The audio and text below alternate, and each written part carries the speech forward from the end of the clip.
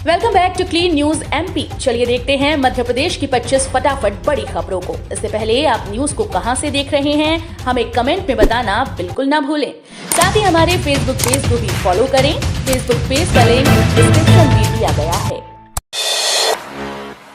विद्यार्थियों ने ईमेल कर एनटीए को पंजीयन की तारीख बढ़ाने की लगाई गुहार। अब रजिस्ट्रेशन 11 जुलाई तक। कॉमन यूनिवर्सिटी टेस्ट एजेंसी के स्नातकोत्तर पाठ्यक्रम में प्रवेश को लेकर तीसरी बार पंजीयन की तारीख आगे बढ़ी। इस बार उन विद्यार्थियों ने नेशनल टेस्टिंग एजेंसी को ईमेल कर गुहार लगाई। उन्होंने रिजल्ट के इंतजार में अभी तक पीजी में आवेदन नहीं किया था। विद्यार्थियों की समस्या को देखते हुए एजेंसी ने 7 दिन और रजिस्ट्रेशन के लिए लिंक खुली रखी है। पहले जहां 4 जुलाई को आवेदन देने का अंतिम दिन था, वहीं अब छात्र छात्राएं फॉर्म 11 जुलाई तक ऑनलाइन जमा कर सकती हैं। हैप्पीनेस इंडेक्स बताएगा हाल, एमपी है कितना खुशहाल, तैयारी पूरी, जल्द शुरू होगा सर्वे। मध्य प्रदेश में लगातार प्रदेश को विकसित करने और खुशहाल बनाने के क्रम में अब हैप्पीनेस मीटर का इस्तेमाल किया जाएगा। जी हां, मध्य प्रदेश में हैप्पीनेस इंडेक्स निकालने के लिए तैयारी पूरी हो चुकी है। साथ ही प्रदेश की योजनाओं का प्रदेश की जनता पर किस तरह से प्रभाव पड़ा है और इससे उनके जीवन में कितनी खुशहाली है, इसके लिए अब हैप्पीनेस इंडेक्स तैयार किया जा रहा है। इंडेक्स के जरिए भी प्रदेश सरकार की योजनाओं का आकलन किया जाएगा। यूजीसी की बड़ी तैयारी, अंशकालीन पीएचडी पर बड़ी अपडेट, प्रोफेशनल्स को इस तरह मिलेगा लाभ। यूजीसी के द्वारा जल्दी छात्रों को बड़ी राहत दी जा सकती है। दरअसल छात्रों प्रोफेशनल्स के लिए यूजीसी जल्द अंशकालीन पीएचडी कोर्स की घोषणा कर सकता है। इसके लिए तैयारी शुरू कर दी गई। माना जा रहा है कि कामकाजी पेशेवरों के लिए अंशकालीन पीएचडी पाठ्यक्रम शुरू किए जा सकते हैं। यदि इनकी अनुमति यूजीसी की तरफ से दे दी जाती है तो ये प्रोफेशनल्स के लिए उच्च शिक्षा में एक बेहतर विकल्प होगा। बता दें कि अभी देश भर के आईआईटी संस्थान में अंशकालीन पीएचडी प्रोग्राम संचालित हैं। विश्वविद्यालय अनुदान आयोग आईआईटी के द्वारा अपनाई जाने वाली प्रणाली के अनुरूप कामकाजी पेशेवर के लिए अंशकालिक पीएचडी कार्यक्रमों की अनुमति देने की संभावना तलाश रहा है। उम्मीदवारों के लिए बड़ी खबर, रिक्त पदों की संख्या बढ़ी, शुद्धि पत्र जारी, अब 290 पदों पर होगी भर्ती। मध्य प्रदेश लोक सेवा आयोग के उम्मीदवारों के लिए बड़ी खबर है। राज्य सेवा परीक्षा 2021 पर नई अपडेट सामने आई। राज्य सेवा परीक्षा 2021 में रिक्त पदों की संख्या बढ़ा दी गई। दरअसल मध्य प्रदेश लोक सेवा आयोग रेजिडेंसी क्षेत्र इंदौर द्वारा राज्य सेवा परीक्षा 2021 के लिए शुद्धि पत्र जारी किया गया।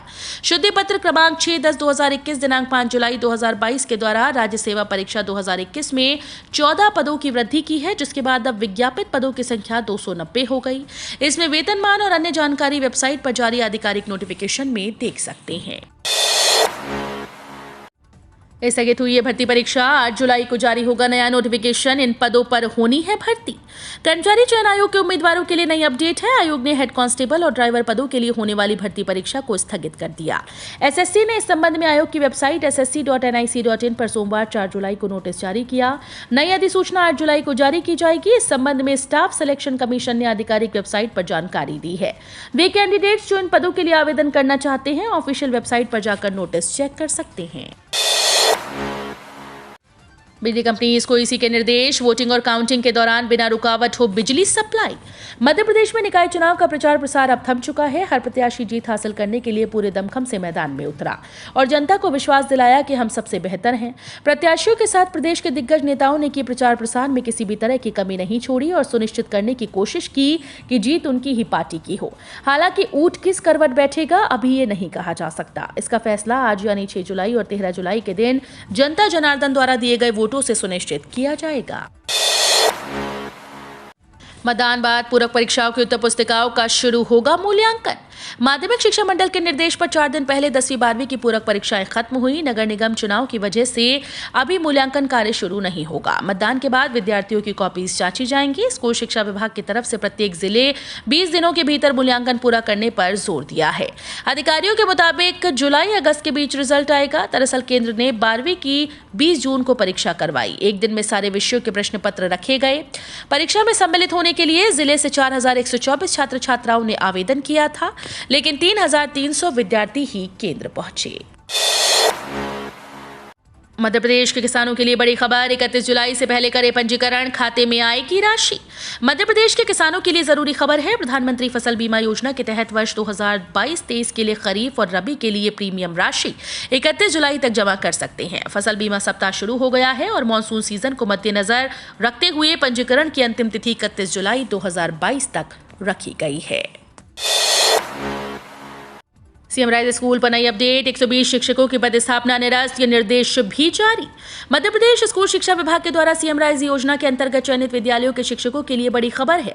विभाग ने सभी वर्गों के कुल 120 शिक्षकों की सीएम राइज स्कूल में पदस्थापना निरस्त कर दी गई और सभी को उनके मूल स्कूल में वापस भेज दिया गया। अधिक जानकारी के लिए शिक्षक विभाग की आधिकारिक वेबसाइट पर विजिट कर सकते हैं। शिवराज सरकार का बड़ा फैसला, देगी वित्तीय सहयोग, युवा छात्रों को मिलेगा बड़ा लाभ। मध्य प्रदेश की शिवराज सरकार ने छात्रों के हित में बड़ा फैसला किया। शिवराज सरकार ने भोपाल में तुलसी मानस प्रतिष्ठान द्वारा बनने वाले श्री राम संग्रहालय के लिए राज्य शासन के द्वारा वित्तीय सहायता प्रदान करने का फैसला किया। उन्होंने कहा कि राज्य शासन के द्वारा प्रतिष्ठान के कार्यों में हर संभव सहयोग प्रदान किया जाएगा। खास बात यह है कि इस प्रतिष्ठान के सीएम खुद अध्यक्ष हैं। पेट्रोल डीजल के दाम आज स्थिर, सिर्फ एमपी के इन शहरों में बढ़े ईंधन के दाम, कच्चे तेल की कीमत में हुई वृद्धि। पेट्रोल और डीजल की कीमतों में उतार चढ़ाव जारी है। इस बीच राजस्व सचिव तरुण बजाज ने कहा कि पेट्रोल डीजल को अभी जीएसटी के दायरे में लाने में थोड़ा समय लगेगा।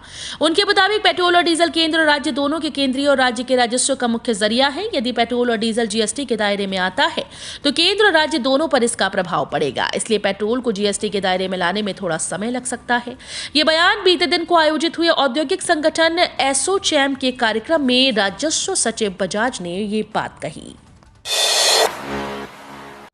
लाखों पेंशनर्स के लिए अपडेट। हर महीने पेंशन में 1200 का नुकसान, जाने कब मिलेगा 31% डीआर हाइक का लाभ। एक तरफ केंद्रीय कर्मचारियों के महंगाई भत्ते और महंगाई राहत में बढ़ोतरी की जुलाई अगस्त में अटकलें हैं, वहीं दूसरी तरफ मध्य प्रदेश के 5.25 लाख पेंशनर्स को अब भी 31% महंगाई राहत का इंतजार है। वर्तमान में पेंशनर्स को 17% महंगाई राहत मिल रही है, जबकि कर्मचारियों को 31% डीए का लाभ दिया जा रहा है। ऐसे में पेंशनर्स में नाराजगी बढ़ रही है और पेंशन में हर महीने करीब 1200 रुपए का नुकसान हो रहा है। हालांकि पेंशनर्स को उम्मीद है कि जल्द एमपी और झक सरकार की सहमति बनेगी और इसका लाभ मिलेगा।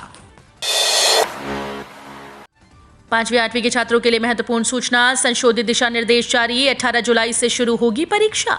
एमपी बोर्ड 5वीं और 8वीं के छात्रों के लिए महत्वपूर्ण सूचना है। राज्य शिक्षा केंद्र के द्वारा कक्षा 5वीं और 8वीं की परीक्षा की तिथि की घोषणा कर दी गई। इस संबंध में एमपी बोर्ड ने संशोधित दिशा निर्देश जारी किया है, जो छात्रों के लिए जानना बेहद जरूरी है। राज्य शिक्षा केंद्र के महत्वपूर्ण दिशा निर्देश के मुताबिक कक्षा 5वीं और 8वीं की परीक्षा 18 जुलाई से 23 जुलाई तक आयोजित की जानी है। दोपहर 12 बजे से 2:30 बजे तक होने वाली इस परीक्षा के लिए संशोधित दिशा निर्देश जारी किए गए हैं, जिनका पालन करना बेहद अनिवार्य होगा। मध्य प्रदेश के लोगों को लगेगा महंगाई बिजली का झटका, 10 पैसे प्रति यूनिट बढ़ा एफसीए।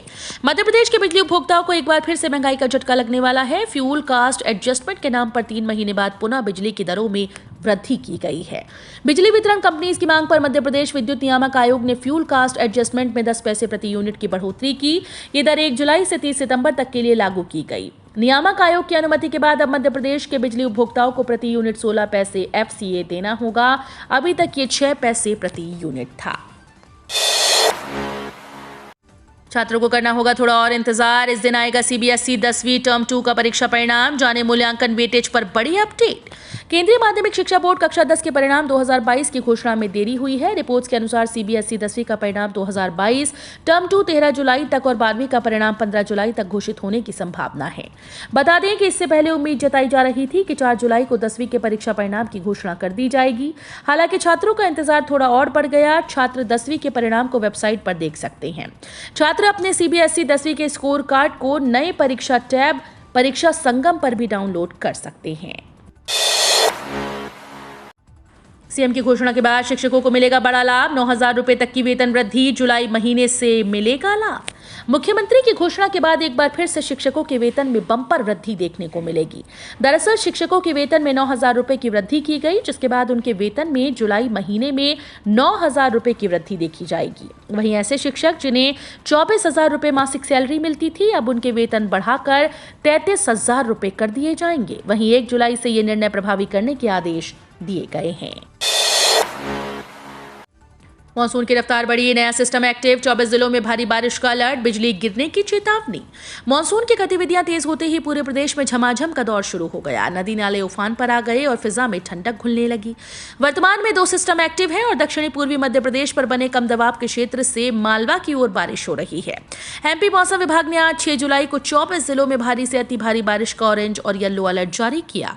वहीं 7 संभागों के साथ 2 जिलों में बिजली गिरने और चमकने को लेकर चेतावनी जारी की गई।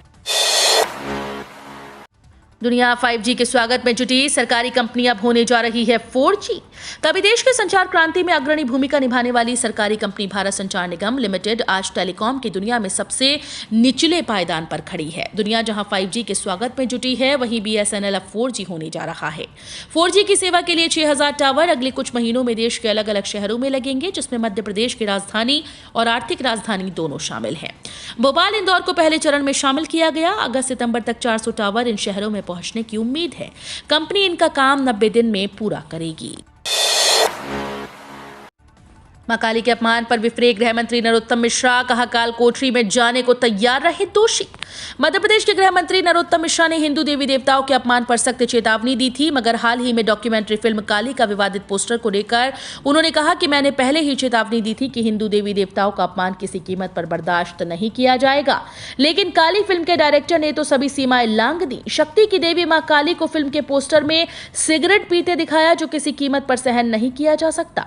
ऐसे लोगों के लिए सही जगह काल कोठरी है। इस अपराध के लिए सभी दोषियों के खिलाफ FIR की जाएगी। फिल्म को भी प्रदेश में प्रतिबंधित किया जाएगा। श्रावण मास में भक्तों के लिए 1.5 घंटा पहले जागेंगे महाकाल। ज्योतिर्लिंग महाकाल मंदिर में श्रावण मास में भगवान महाकाल की दिनचर्या में बदलाव होगा। अवंतिका नाथ भक्तों के लिए आम दिनों की अपेक्षा 1.5 घंटा पहले जागेंगे। पुजारियों के अनुसार श्रावण माह में अधिक भक्तों को दर्शन कराने के लिए भगवान जल्दी जागते हैं। पंडित महेश पुजारी ने बताया कि श्रावण मास में भगवान महाकाल के जल्दी जागने का क्रम शुरू हो जाता है। श्रावण माह के प्रत्येक रविवार को रात 2:30 बजे और शेष दिनों में रात 3 बजे मंदिर के पट खोले जाते हैं। इसके बाद भस्म आरती होती है और फिर आम दर्शन का सिलसिला शुरू हो जाता है। कोरोना के 98 मरीज मिले, 4 महीने में सर्वाधिक। प्रदेश में कोरोना के 98 मरीज मिले हैं। 5215 सैंपल की जांच में ये मामले सामने आए। करीब 4 महीने के बाद मरीजों की संख्या इस स्तर पर पहुंची। इसके पहले 7 मार्च को प्रदेश में 117 मरीज मिले थे। इसके बाद से मरीजों की संख्या सोमवार को मिले मरीजों से कम रही। भोपाल में 60 साल के एक मरीज की मौत हुई। इंदौर में सबसे ज्यादा 56 मरीज 265 सैंपल की जांच में मिले हैं। औरंगजेब की वजह से बड़ी महंगाई, बेरोजगारी के लिए शाहजहां जिम्मेदार, असदुद्दीन ओवैसी का तंज। हैदराबाद के सांसद असदुद्दीन ओवैसी ने भाजपा और प्रधानमंत्री नरेंद्र मोदी पर तंज कसते हुए कहा कि आज देश में महंगाई और बेरोजगारी का कारण मुस्लिम है। अगर शाहजहां ने ताजमहल नहीं बनवाया होता तो आज पेट्रोल की कीमत 40 रुपए प्रति लीटर होती। पीएम पर निशाना साधते हुए कहा कि आज उन्हें एक आंख में मुगल दिखता है और दूसरी में पाकिस्तान। AIMIM प्रमुख और हैदराबाद के सांसद असदुद्दीन ओवैसी एक कार्यक्रम के दौरान बोले कि सत्तारूढ़ दल भाजपा आज देश की सभी समस्याओं के लिए मुगलों और मुसलमानों को जिम्मेदार ठहराती है। ट्विटर ने भारत सरकार के खिलाफ दायर किया मुकदमा, जानिए क्या है पूरा मामला। ट्विटर ने बीते दिन को एक भारतीय अदालत से सोशल मीडिया प्लेटफॉर्म से सामग्री को हटाने के लिए कुछ सरकारी आदेशों को पलटने के लिए याचिका दायर की। इस मामले में ट्विटर ने कानूनी चुनौती देते हुए कहा कि केंद्र सरकार के अधिकारियों के द्वारा सत्ता का दुरुपयोग किया जा रहा है। फिलहाल अमेरिकी कंपनी आदेशों की न्यायिक समीक्षा का इंतजार कर रही है। रेलवे लाएगा 50 से ज्यादा वाटर वेंडिंग मशीन, यात्रियों को स्टेशन पर मिलेगा सस्ता पानी। रेलवे स्टेशन पर यात्रियों को महंगा पानी नहीं खरीदना होगा। जबलपुर रेल मंडल जबलपुर समेत 12 रेलवे स्टेशन पर 50 से ज्यादा वाटर वेंडिंग मशीन लगाने जा रहा है। खास बात यह है कि इन मशीनों का संचालन और रखरखाव IRCTC नहीं बल्कि रेलवे खुद करेगा। इनका संचालन करने के लिए वो निजी संस्थानों को जिम्मेदारी देगा, जिसकी तैयारी मंडल का कमर्शियल विभाग कर रहा है। जिन 12 रेलवे स्टेशन में वाटर वेंडिंग मशीन लगाई जानी है, वहां पर आने जाने वाली ट्रेन और यात्री संख्या की समीक्षा की जा रही है। करोड़ों कर्मचारियों लाभार्थियों के लिए अच्छी खबर, जल्द खाते में आएंगे लगभग 56,000 तक रुपए मिलेगा लाभ। कर्मचारियों को जुलाई से अगस्त महीने के बीच कई बड़े लाभ उपलब्ध कराए जाएंगे। एक तरफ जहां DA वृद्धि की संभावना तेज हो गई, वहीं दूसरी तरफ एरियर्स को लेकर भी कोई अच्छी खबर आ सकती है। इस बीच EPFO के द्वारा भी ब्याज दर की राशि को जल्द ही कर्मचारी सहित लाभार्थियों के खाते में क्रेडिट किया जाएगा। PF खाता धारक लंबे समय से सरकार की ओर से दिए जाने वाले ब्याज के पैसे क्रेडिट किए जाने की राह देख रहे हैं। उनके दावों की माने तो PF विभाग द्वारा जल्द लाभार्थी लाभार्थियों के खाते में ब्याज का पैसा ट्रांसफर किया जाएगा। तो ये थी आज की 25 फटाफट बड़ी खबरें। अगर आपको न्यूज पसंद आई हो तो वीडियो को लाइक और शेयर जरूर करें। धन्यवाद।